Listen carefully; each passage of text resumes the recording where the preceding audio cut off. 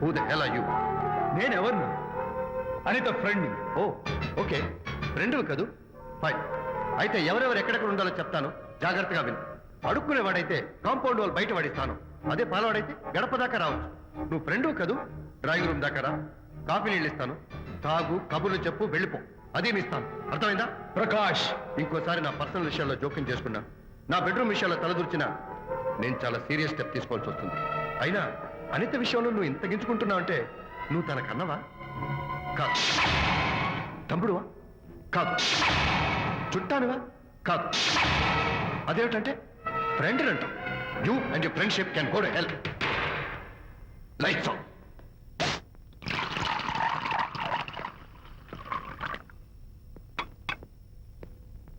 ఊరికే ఆలోచించుకురా నాన్న, ఇంకా ఆ విషయం గురించి మర్చిపో. ఎలా మర్చిపోమంటావు నాన్న? అంతగా ఫ్రెండ్ అయితే హాల్ దాకా రా, కాఫీ తాగి కబుర్లు చెప్పి వెళ్ళిపో. అంతేగాని మా పర్సనల్ విషయాల్లోనూ ఫ్యామిలీ మ్యాటర్స్ లోనూ తలదూర్చుకుంటాడా? వాడన్న మాటలో తప్పే ఉందిరా. ఒకప్పుడైతే అనిత నీ ఫ్రెండ్, ఇప్పుడు వాడి పెళ్ళాం. పెళ్ళం అయితే మాత్రం నాకు ఫ్రెండ్ కాకుండా పోతుందా? అని నాకేం కాదా? అంటే మా ఫ్రెండ్షిప్ అర్థం లేదా? తన మంచి చెడ్డ చూడాల్సిన బాధ్యత నాకు లేదా? అనిత పెళ్లి చేయడంతోనే నీ బాధ్యత తీరిపోయిందిరా. అదేంటనా నువ్వు అలా అంటావు? నేనేంట్రా, మెడ మీద తలకాయ ఉన్నవాడు ఎవడైనా ఆ మాట అంటాడు.